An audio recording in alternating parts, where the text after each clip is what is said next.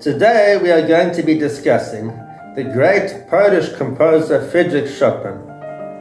Chopin is most closely associated with the piano. He in essence is the piano. His music is idiomatically pianistic, more so than many other composers. In truth, if we look at the music of Mozart or Beethoven, they weren't really piano composers and their music isn't particularly well suited to the piano. But Chopin made the piano a respectable instrument in its own right. In fact, he achieved this with small-scale pieces like nocturnes and preludes. He wasn't partial to the limelight. He didn't like to perform concerts. He performed for the aristocracy in small-scale settings. He was also a teacher to the nobility, so he lived well, but he lived a very sort of isolated and insulated life, as it were. He was born in 1810 in Poland, and he studied at the Warsaw Academy, the Warsaw Conservatory. His mother was Polish and his father was French. In fact, the Chopin family was French in origin. And then he decided at the age of 20 to make his way to Paris.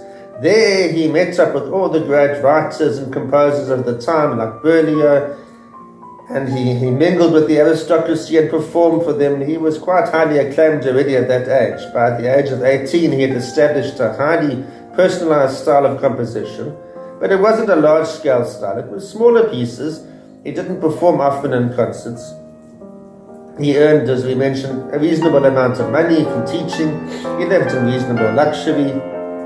He made the acquaintance of a lady whose pen name was George Sand, and there are various theories as to the sort of relationship they had and the sort of orientation that Chopin had, but nevertheless she was a considerable influence on Chopin. His style is essentially a narrating style. He wrote small-scale works like etudes and preludes, but interestingly he was able to turn these into, they were technically challenging works designed to improve one's technique, but at the same time they were musically sound works. I mean, especially the etude, which was designed to tackle various weaknesses, but actually was a musically pleasing and cohesive work of music. In fact, Chopin even introduced the concept of the concert etude. Now, his works are incredibly challenging technically, like lists. He's often seen as a sort of in the same bracket as Liszt. They are mentioned together in terms of their style and the sort of lives they led, their contribution to the pianos, and their writing for the piano. Now, his works, on the one hand, are harmonically very interesting. That's the other thing about Chopin. He doesn't always stick within the confines of functional harmony. He often pushes through a cycle of chords which are not functional harmonically, but he presses on to more sonorous and richer harmonies. His music has a characteristically singing style. That's the other thing. He made the piano sound like the voice. In fact, it has been described as imitating the bel canto style of opera. Chopin's works are interesting in that they are small and yet they evoke a large range of subtle and sophisticated moods. They don't fit into cycles like the works of Schumann. Schumann wrote song cycles. He had a programmatic idea in mind. His music depicted a specific image or picture. Chopin's works were designed to evoke moods. They were small in scale, but they were highly sophisticated. Now, there were many contributing factors to what made Chopin into what he was. Partially, there was the demand for pedagogical material.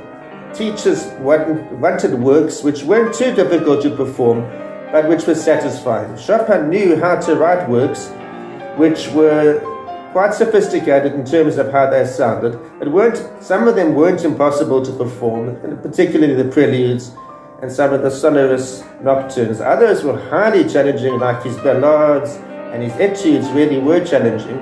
As we mentioned, the etudes would tackle a specific problem, whereas the preludes and the nocturnes, they were designed to focus on an idea, but not necessarily to tackle a physical problem, more an emotional problem, as it were. Now, Chopin definitely did have a sense of national pride. His music was influenced by Polish nationalism. We saw this in his mazurkas and his polonaises. In fact, interestingly, they, whilst endowed with a strongly Polish sentiment, didn't actually resort to banal folk tunes. They were nationalistic in a sophisticated sense. There was the demand for virtuosity of the concert hall, and this imbued Chopin's works with a certain level of virtuosity, which stood in contradistinction to his simpler and easier to perform pieces, his waltzes, which were not impossible to play. There were other factors too. His life itself was brief. He died at the age of 39 from tuberculosis. He had a romantic affair with George Sand. All of this came into his life. I mean, even in terms of the musical influences, in some of his smaller piano works, you can hear sections which sound like the music of the monks. They sound like Gregorian chant. And this apparently was due to the time he spent in a certain place where he was near to a monastery, and wherever he was, he absorbed the influences, the cultural influences, the national influences. And on the one hand, there is this melodic and harmonic sophistication in his works, and there's a degree of pianism. But ultimately, he gave the piano the dignity of being an instrument in its own right. It no longer sounded like a chorale or like an ensemble. It was a distinctly unique instrument with a beautiful tone. And this was Chopin's achievement. He made the piano an instrument which could not be imitated by other instruments. He was the most pianistic of composers. Every single one of his 200 or so works features the piano in some way. Most are for solo piano. He did write some piano concertos because he wrote sonatas. But Frédéric Chopin was the quintessential composer of piano music.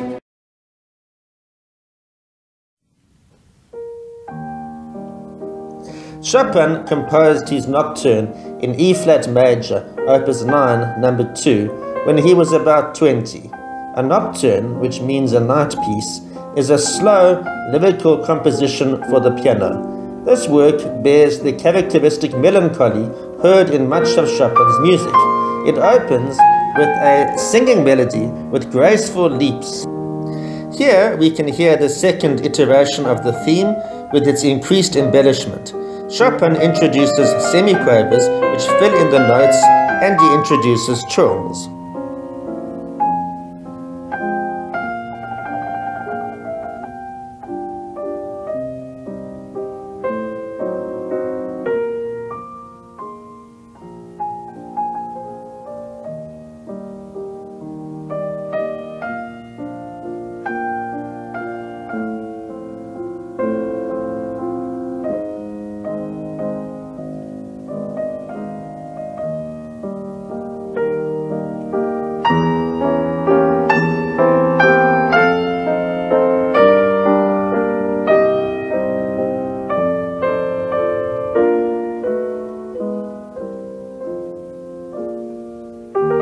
Here we can hear the third statement of the theme. It is even more elaborate than the second statement and introduces an arpeggiated ornament figure at the beginning.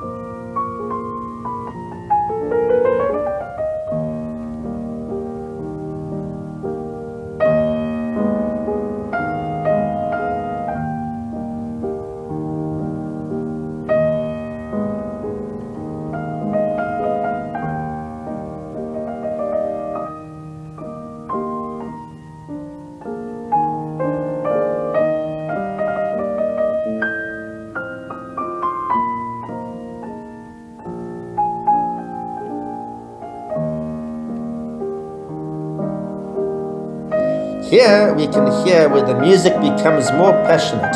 The melody rises to a high register and is played with powerful octaves.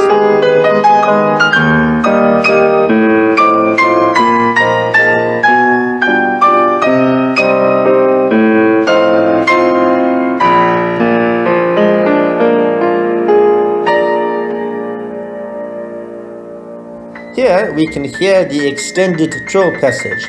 After this, the tension subsides and the nocturne ends calmly.